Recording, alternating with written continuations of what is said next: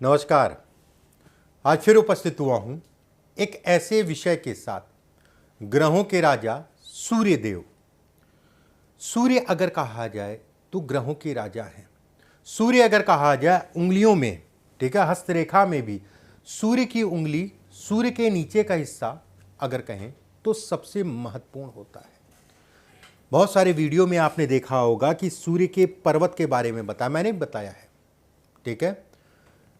उंगलियों की अगर मैं बात करूं सूर्य की, कहीं ना कहीं सूर्य की उंगली से भी आप पता कर सकते हैं कि जीवन में कितने सफल होंगे, कब भाग्योदय होगा, कब प्रसिद्धि मिलेगी। बहुत सारी चीजें जो है इससे भी पता चल सकती हैं उंगली से। देखिए, रेखाएं अगर कहा जाए समय के अनुसार बदलती और बनती है। उंगली अगर कहें तो जीवन पर्यंत एक ही जैसी है। जब भी हम लोगों के सामने भी कोई हाथ आता है तो सबसे पहले हम लोग की नज़रें जो है उनकी उंगलियों पे पड़ती है, उसके बाद उंगलियों के अंदर रेखाओं पे पड़ती हैं, क्योंकि मुझे पता है कि उंगलियां मुख्य हैं, उसके बाद रेखाएं हैं। उंगलियां अगर कहा जाए तो जीवन का पूरा कार्यखंड दिखाती हैं, रेखाएं अगर कहा जाए तो समय की अवधि को दिखाती है। मतलब ऐसे समझ लीजिए, उंगली व्यक्ति जीवन में खूब तरक्की करेगा, बड़ा आदमी बनेगा, ये कह सकते हैं आप। और रेखाएं कि इस साल पे ये 2 साल के लिए आपके अच्छे हैं, 2 साल खराब हैं, ये चीज़ों को कहीं ना कहीं इंगित करती है। जैसे शनि की उंगली है 35 साल के बाद, ठीक है। सूर्य की उंगली है तो 23 साल के बाद, 23 साल से कहीं ना कहीं भाग्योदय। बहुत सारी चीज़ें इन उंगलियों से देखा जाता जो कि हस्तरेखा में मुख्य है। इसी से संबंधित सूर्य की उंगली से या फिर अनामिका उंगली से संबंधित मैं कुछ चीज़ें आपको बताऊंगा, बेहद लाभकारी हैं। देखिए, ये उंगली अगर कहा जाए तो कला, कौशल, सामाजिक प्रतिष्ठा, प्रसिद्धि, धन, धनवान, वैभव, यश। यश बहुत कम ही लोगों को मिलता है, ठीक है। यश को भी कहीं ना कहीं इससे देखा जाता है। बहुत सारी ऐसी चीज़ें हैं जो मानव जीवन के लिए सबसे ज़्यादा जरूरी है। चलिए कार्यक्रम को शुरू करते हैं। सूर्य की उंगली समझ लीजिए ये वाली होती है, ठीक है। ये वाली उंगली जो है सूर्य की उंगली कहलाती है। जैसे ये पोर होते हैं, ये 3 पोर, जिन लोगों की उंगलियां सूर्य की उंगली में प्रथम पोर, प्रथम पेरी मतलब हो गया कि ये हिस्सा, ठीक है, ये लंबा है और चपटा है। उंगली थोड़ी सी चपटी है और ये लंबा है। ये प्रथम पोर जो है इन दोनों से लंबा है। तो ऐसे में कहा जाएगा कि व्यक्ति समाज में प्रसिद्ध होगा, मतलब नाम होगा समाज में। कला का क्षेत्र भी ऐसे लोगों के लिए बहुत अच्छा होता है, मतलब जिस भी क्षेत्र में हो कहीं ना कहीं एक नाम, प्रसिद्धि इत्यादि चीज़ों को दिखाता है। ऐसे लोगों के अंदर ऊर्जा बहुत होती है अपने कामों के लिए, और कामों में बड़ी रुचि होती है। एक होता नहीं है कि बेवजह बेमन के काम कर रहे हैं, एक होता है रुचि से काम कर रहे हैं, ठीक है। रुचि को भी ये दिखाता है। अपने लक्ष्य की प्राप्ति के लिए ऐसे लोग सदैव तत्पर रहते हैं। कार्यक्षेत्र में कहीं ना कहीं ऐसे लोग भाग्यशाली होते हैं। कार्यक्षेत्र में भाग्यशाली मतलब हो गया जो भी काम करते हैं, जो भी काम करना चाहते हैं, उसमें कहीं ना कहीं ये भाग्य को बढ़ने को दिखाता है, भाग्य को बढ़ाता है। बहुत सारे लोगों के हाथ में अगर कहें तो सूर्य की उंगली शनि के आसपास पहुंच जाती है। शनि के आसपास सूर्य की उंगली पहुंच जाती है, मतलब लंबाई में जो है ये बराबर हो जाती है। जिन लोगों के हाथ में शनि के बराबर या हल्की सी छोटी है या फिर बड़ी है मान लीजिए, ऐसे लोगों के अंदर तार्किक शक्ति बहुत होती है, बहुत अच्छी होती है तार्किक शक्ति। कोई भी तर्क हो उसका जवाब देने के लिए अच्छा जवाब दे सकते हैं। ऐसे लोग जुझारू होते हैं, लेकिन ऐसे लोगों में कमी होती है। ऐसे लोग क्रोध के कारण अपनी चीज़ों का नुकसान कर लेते हैं। दिमाग में तिकड़म बहुत होता है, त्रिकड़मी दिमाग कहा जाता नहीं कि खुराफाती दिमाग, बुरा मत मानिएगा। खुराफाती दिमाग, त्रिकड़मी दिमाग, भले आज के समय में अगर कहें तो अच्छा है, लोग अच्छा कहते हैं, वो एक अलग विषय हो गया। ऐसा दिमाग ऐसे लोगों के पास होता है। धन के लिए अच्छा है, पैसा कमाते हैं और अच्छा कमाते हैं। 23 साल, 28 साल, 33 साल, 39 साल, 48 साल और 56 वर्ष की आयु इनके लिए अच्छी देखी गई है, अच्छी कही गई है। उसके साथ में अगर बुध का हिस्सा उठा है, ठीक ठाक सा उठा है या ज़्यादा उठा है, तो ऐसे में कहा जाएगा ऐसे लोग शॉर्टकट के चक्कर में बहुत ज़्यादा रहते हैं। शॉर्टकट के चक्कर में जुआ सट्टा शेयर मार्केट से संबंधित चीज़ों में भी कहीं ना कहीं शॉर्टकट अपनाने की कोशिश करते हैं ऐसे लोग। फिर से मैं बता देता हूँ, अगर ये उंगली जो है सूर्य की उंगली शनि के बराबर हो, उसके साथ में जो है बुध का क्षेत्र आपका जो है ठीक ठाक सा उठा हो, ठीक ठाक से या ज़्यादा उठा हो, दबा ना हो, इस चीज़ का ध्यान रखिएगा।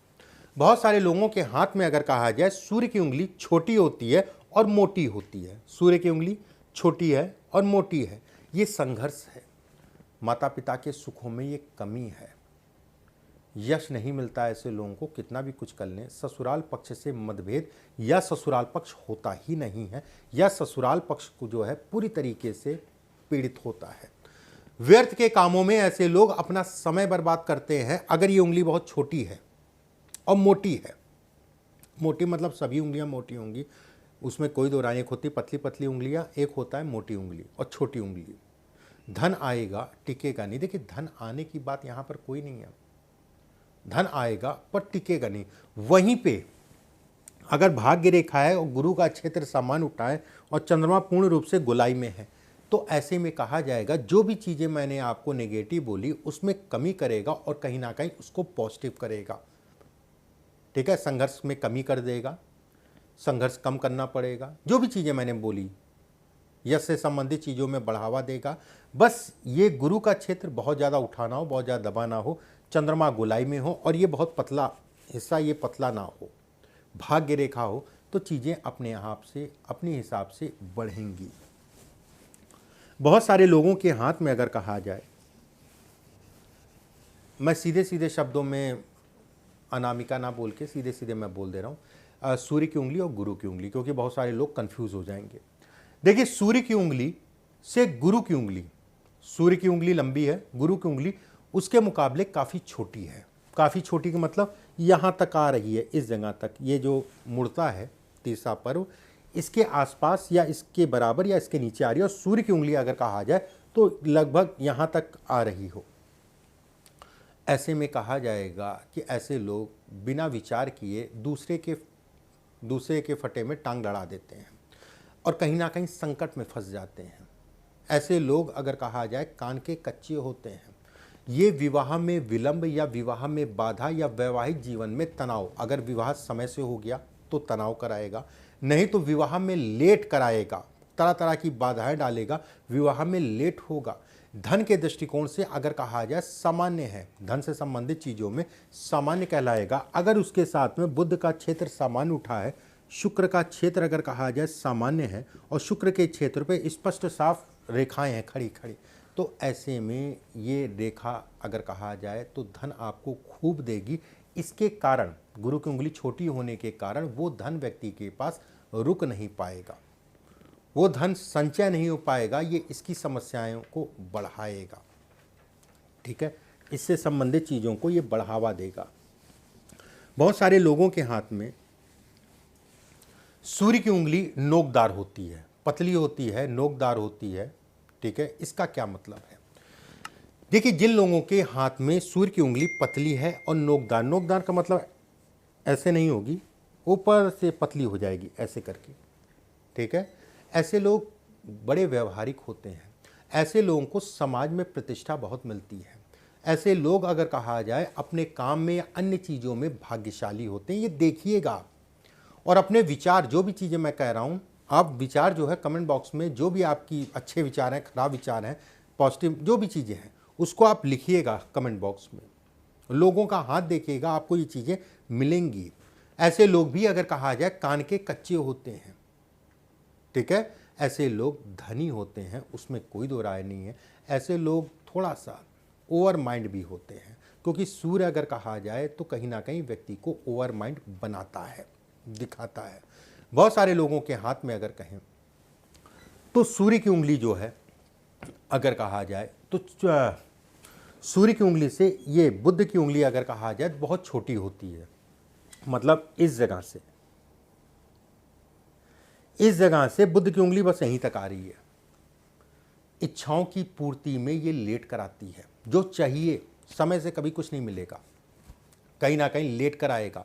बाल्य अवस्था में शारीरिक कष्टों को दिखाती है और समय समय पे ऐसे लोगों को शारीरिक कष्ट मिलता है। उसमें कोई दो राय नहीं है। नर्वस करती है अगर बुध की उंगली जो है छोटी हो रही है और काफ़ी छोटी हो रही है। काफ़ी छोटी का मतलब ये तीसरा पर्व या पहला पर्व जो आप समझे, नीचे से गिनेंगे तो तीसरा, ऊपर से गिनेंगे तो पहला, अगर ये छोटा है तो ठीक है। उसके साथ में अगर हाथ में पसीना भी आ रहा है तो समस्याओं को ये बढ़ाएगा।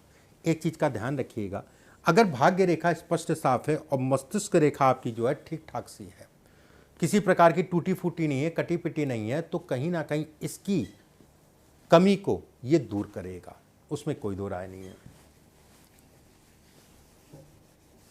एक बात आती यश की। यश, बहुत सारे लोग पूछते हैं यश कहाँ से देखें। देखिए ये दूसरा पर्व जो होता है ना, ये घर से संबंधित चीज़ों में यश दिखाता है। अगर दूसरा पर्व इन दोनों से बड़ा है तो घर परिवार से ऐसे लोगों को यश मिलता है। एक बात, दूसरे पर्व से संबंधित चीज़ें अगर कहा जाए लंबी हैं, ये हिस्सा अगर लंबा है तो यश तो मिलेगा, उसमें कोई दो राय नहीं है। अगर इस जगह पे काला तिल है, दाग धब्बा है, ये कष्ट देगा पिता को।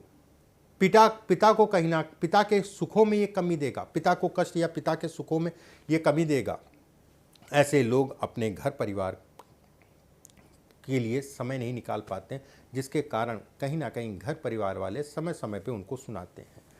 ये आंतरिक ऊर्जा होती है। ये पहला पर्व अगर कहा जाए आंतरिक ऊर्जा, दूसरा पर्व अगर कहा जाए घर परिवार का यश, तीसरा पर्व अगर कहा जाए सामाजिक यश, समाज से संबंधित यश, कि समाज में आपको कितना यश मिलेगा, ये इसको इंगित करता है। इसको रट लीजिएगा, बहुत अहम चीज़ मैं बता रहा हूँ आपको, बहुत ज़रूरी चीज़ मैं आपको बता रहा हूँ, इसको रट लीजिएगा, ठीक है।